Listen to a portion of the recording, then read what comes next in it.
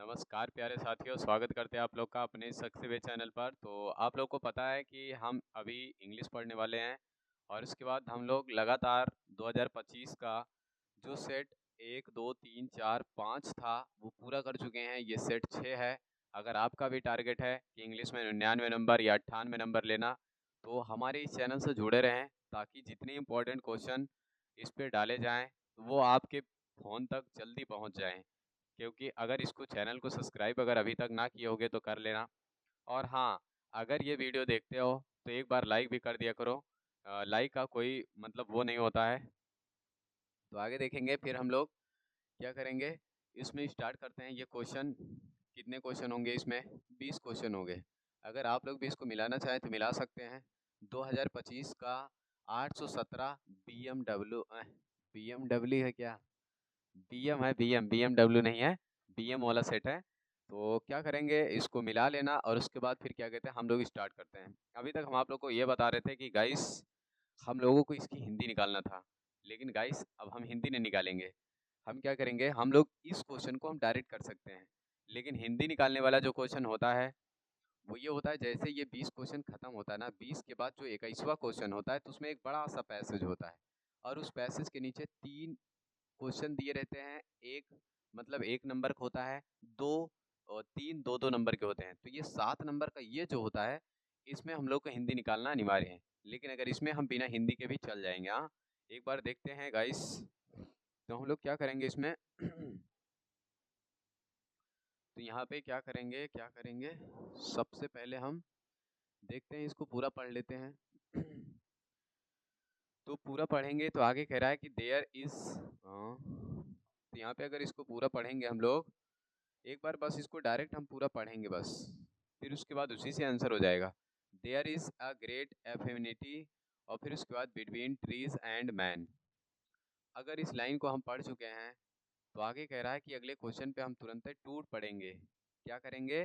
टूट पढ़ेंगे अगले क्वेश्चन पे। आगे कह रहा है according to the passage man are in great affinity with. तो आगे कह रहा है कि आदमी का किसके साथ ग्रेट एफिनिटी है। तो यहाँ पे देखेंगे, अगर पलट दें इधर तो यहाँ पे क्या कह रहा है, there is great affinity between trees and man. दो शब्द दिया, इन्हीं दोनों शब्दों को इसमें मिला लो।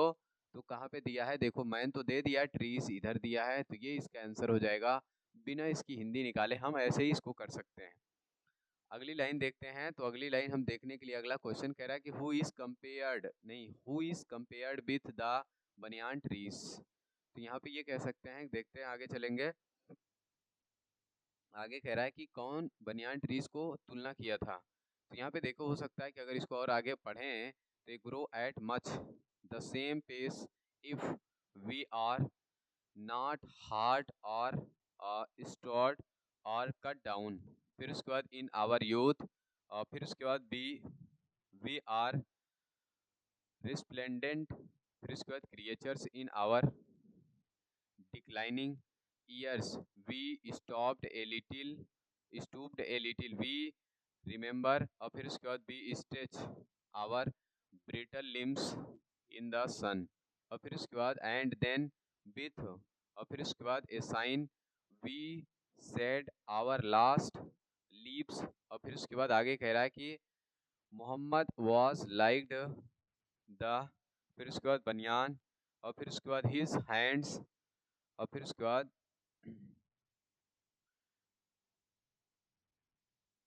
जनरल्ड एंड। फिर उसके बाद आगे कह रहा है कि ट्विस्टेड लाइक। और फिर उसके बाद roasted off the roots of the ancient trees. Ali was like the young memo mimosa. और फिर उसके बाद planted at the end of. और फिर उसके बाद courtyard in 2 years both he and the tree would acquire the strength and. और फिर उसके बाद आगे कह रहा है कि confidence of their early youth. तो आगे यहाँ पे कहेंगे हो सकता है, तो यहाँ पे किसकी तुलना की जा रही थी, क्या कहा था क्वेश्चन दूसरा वाला। तो दूसरा क्वेश्चन देखेंगे, कह रहा है कि with banyan tree, banyan tree से कौन तुलना कर रहा था। तो यहाँ पे ये देखेंगे मोहम्मद होगा शायद। तो इसका आंसर देख लेंगे। तो यहाँ पे ये दिया हुआ है, अगला क्वेश्चन ये था, तो यहाँ पे देखेंगे यही इसका आंसर है गाइस। हाँ गाइस, यहाँ पे यही इसका आंसर है। और फिर उसके बाद यहाँ पे देख सकते हैं यही इसका आंसर होगा। अगले क्वेश्चन पे चलते हैं। अगला क्वेश्चन क्या कह रहा है? अगला क्वेश्चन कह रहा है कि यहाँ पे what is the meaning of resplendent. अगर इसकी हिंदी पता होगी तो इसमें से हम कर सकते हैं। और फिर उसके बाद ब्लैक, ब्लैक मतलब क्या होता है? काला। और डल मतलब होता है सुस्त, लेजी मतलब सुस्त। ये दोनों हो ही नहीं सकते। अब यहाँ पे इन्हीं दोनों में से एक होगा। तो रिस्प्लेंडेंट मतलब हमारे ख्याल से ब्राइट होगा, चमकीला ही होगा। चेक कर लेना एक बार। फिर उसके बाद आगे देखते हैं अगला क्वेश्चन क्या कह रहा है। आगे देखेंगे, कह रहा है कि we in park the evenings. तो आगे कह रहा है कि हम पार्क में खेलते थे, खेलते हैं, खेल चुके थे। तो इसमें सभी आंसर हो सकते हैं। क्यों?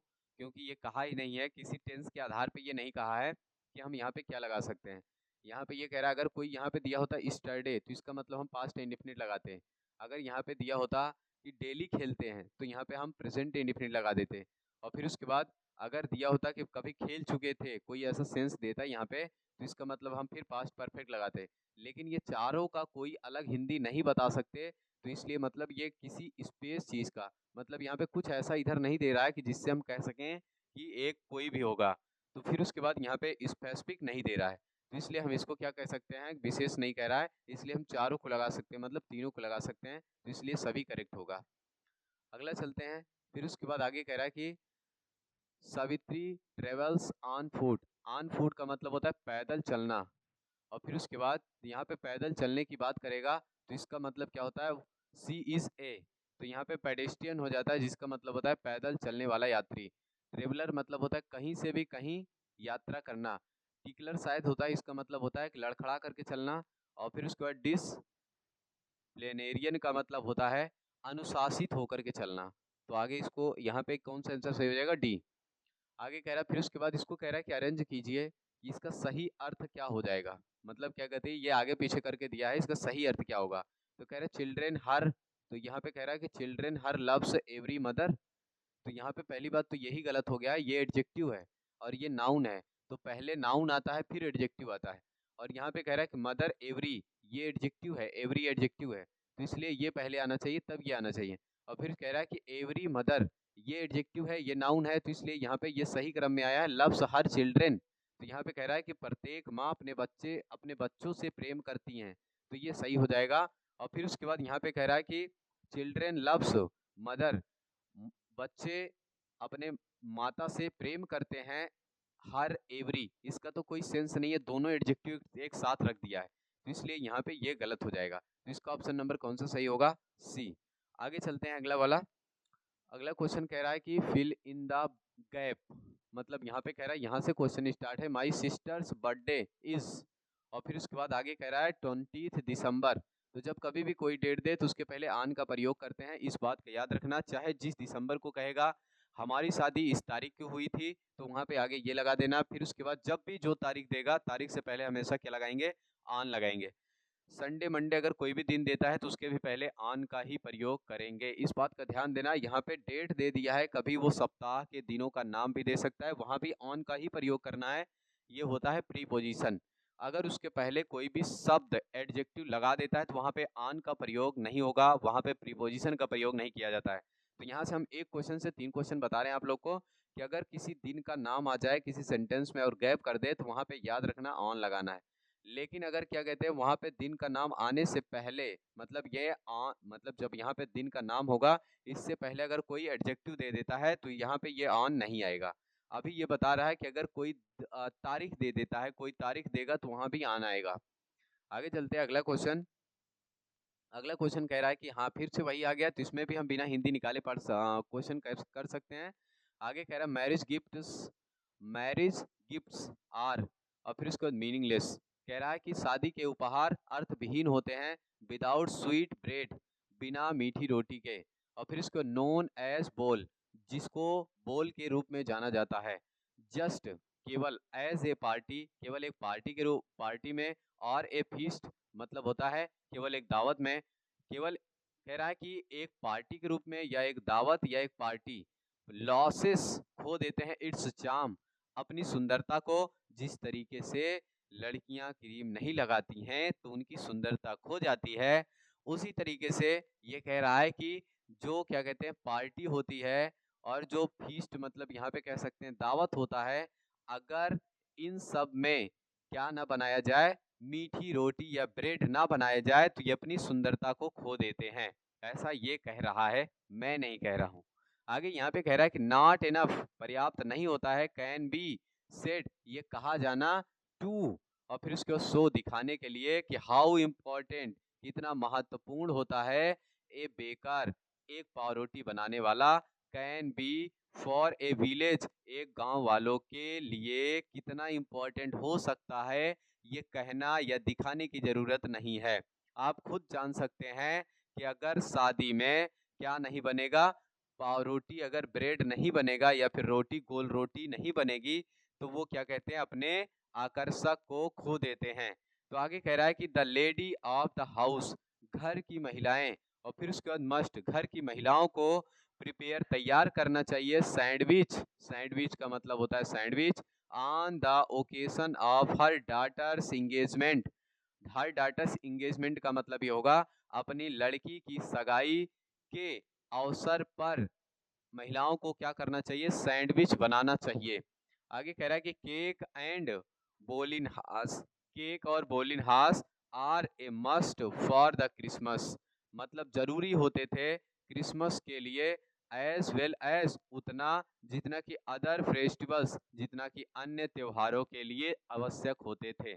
आगे कह रहा है कि यहाँ पे देखेंगे इसका क्वेश्चन क्या कह रहा है, a sandwich bread is known, a sweet bread is known as, कह रहा है कि एक मीठी रोटी किसके रूप में जानी जाती है, अभी अभी बताए हैं बोल के रूप में जानी जाती है। यहाँ पे देख सकते हैं ये लिखा हुआ है बोल के रूप में, दिख रहा है, ये इधर देख सकते हैं बोल के रूप में जाना जाता है। आगे चलते हैं अगले क्वेश्चन पे। इसका अगला क्वेश्चन कह रहा है कि sandwich must be prepared for the occasion, किसके अवसर पर, तो डाटर्स इंगेजमेंट, डाटर के अवसर पर, मतलब इंगेजमेंट के अवसर पर, उनकी सगाई के अवसर पर क्या कहते हैं बनवाया जाता है, क्या बनवाया जाता है, सैंडविच। जैसे अपन लोग के यहाँ जब सगाई होती है तो क्या बनवाया जाता है, रसगुल्ला, रसगुल्ला बनवाया जाता है, रसगुल्ला।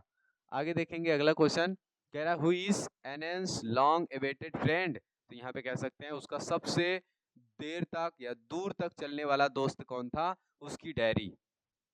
और फिर उसके बाद आगे चलेंगे, अगला क्वेश्चन कह रहा है कि what did Mandela learn about करेज, कह रहा है कि मंडेला साहस के बारे में क्या सीखे, तो वो सीखे कि it is absence of fear, यह डर का अनुपस्थित होना दर्शाता है।